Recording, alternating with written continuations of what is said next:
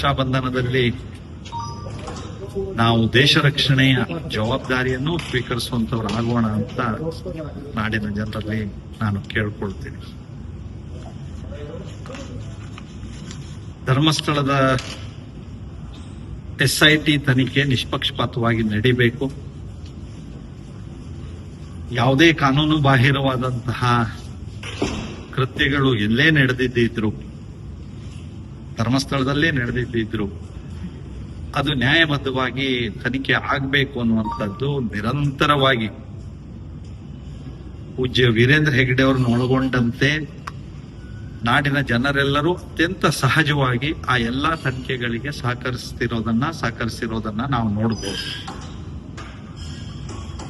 ತನಿಖೆಯಲ್ಲಿ ಸತ್ಯಾಸತ್ಯತೆಗಳು ಬಹಿರಂಗಗೊಳ್ಳಿ ಅಂತ ನಾನು ಆಶಿಸ್ತೇನೆ.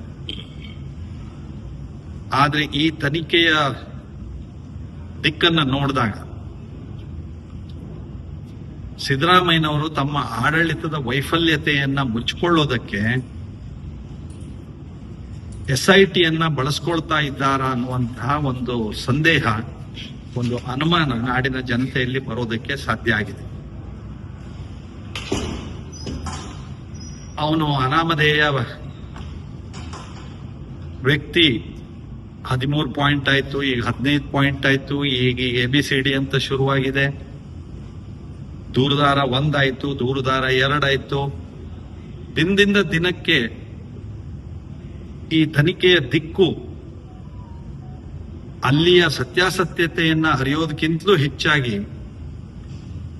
ಹಿಂದೂಗಳ, ನಮ್ಮ ಭಾರತೀಯರ, ನಮ್ಮ ಸನಾತನ ಧರ್ಮದ ಶ್ರದ್ಧೆ ಭಕ್ತಿಯ ಕೇಂದ್ರವಾದಂತಹ ಧರ್ಮಸ್ಥಳ ಪವಿತ್ರ ಕ್ಷೇತ್ರದ ಬಗ್ಗೆ ಅದರ ಘನತೆ ಗೌರವವನ್ನ ಕುಂದಿಸುವಂತಹ ಒಂದು ಪ್ರಯತ್ನವೋ ಇದು ಅನ್ನುವಂತಹ ಸಂಶಯ ಇವತ್ತು ನಾಡಿನ ಎಲ್ಲೆಡೆಯಲ್ಲಿ ನಮ್ಮೆಲ್ಲರಲ್ಲಿ ಮೂಡೋದಂತಹ ಪರಿಸ್ಥಿತಿ ನಿರ್ಮಾಣ ಆಗಿದೆ.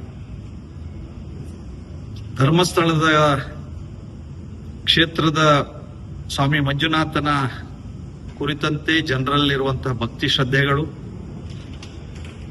ಧರ್ಮಾಧಿಕಾರಿ ಪೂಜ್ಯ ವೀರೇಂದ್ರ ಹೆಗ್ಗಡೆ ಅವರು ನಾಡಿನ ಉದ್ದಗಲದಲ್ಲಿ ಮಾಡ್ತಾ ಇರುವಂತಹ ಅನೇಕಾರು ರಚನಾತ್ಮಕ ಚಟುವಟಿಕೆಗಳು, ಇದು ಎಡಪಂಥೀಯರ ವಿಚಾರಧಾರೆಯವರ ಎಲ್ಲೋ ಒಂದು ನಿದ್ದೆಗೆಡಿಸಿದೆ. ಎಡಪಂಥೀಯರ ಕೈಗೊಂಬೆಯಂತೆ ಕಾಂಗ್ರೆಸ್ಸಿನ ಸಿದ್ದರಾಮಯ್ಯನವರು ವರ್ತಿಸ್ತಾ ಇದ್ದಾರೆ ಅನ್ನುವಂತ ಅನುಮಾನ ಇದು ನಾಡಿನ ಉದ್ದಗಲದಲ್ಲಿ ಬರೋದಕ್ಕೆ ಸಾಧ್ಯ ಆಗಿದೆ. ನಮ್ಮ ಹಿಂದೂಗಳ ಶ್ರದ್ಧೆ ಭಕ್ತಿಯನ್ನ ಸದಾ ಭಂಗ ಮಾಡಬೇಕು, ಅಗೌರವಿಸಬೇಕು, ನಂಬಿಕೆಗಳು ದೂರ ಆಗುವಂತೆ ಮಾಡಬೇಕು ಅಂತ ಇದು ನಿರಂತರವಾದ ಷಡ್ಯಂತ್ರಗಳು ನಿರಂತರವಾಗಿ ನಡೆದಿದೆ. ಸ್ವಾಮಿ ಅಯ್ಯಪ್ಪನ ಕುರಿತಂತೆ ನೋಡಿದ್ದೀವಿ ನಾವು, ಶಬರಿಮಲೆ, ಅಯೋಧ್ಯೆ ರಾಮ ಮಂದಿರದ ನಿರ್ಮಾಣದ ಹಿನ್ನೆಲೆಯಲ್ಲಿ ನಡೆದಂತಹ ಘಟನೆಗಳಲ್ಲಿ ನೋಡಿದ್ದೀವಿ. ನಾನು ಮತ್ತೆ ಹೀಗೆ ಉದರಿಸೋದಿಲ್ಲ.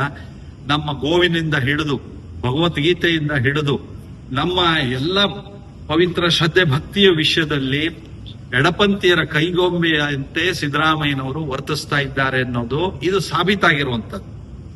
ಹಾಗಾಗಿ ಟೌನ್ ಹಾಲ್ ಎದುರುಗಡೆಯಲ್ಲಿ ನಾನು ದನದ ಮಾಂಸ ತಿಂತೀನಿ, ಯಾರೇನ್ ಮಾಡ್ತಾರೆ ಅನ್ನುವಂತಹ ದುರಂಕಾರದ ಮಾತುಗಳನ್ನ ಆಡಿರೋದು.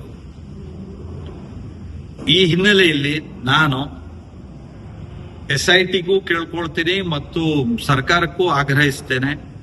ಆ ಅನಾಮಧೇಯ ವ್ಯಕ್ತಿ ಯಾರು ಅಂದರೆ ವ್ಯಕ್ತಿ ಗೊತ್ತು ಯಾರು ಅಂತ, ಆದ್ರೆ ಅವನ ಹಿನ್ನೆಲೆ ಏನು,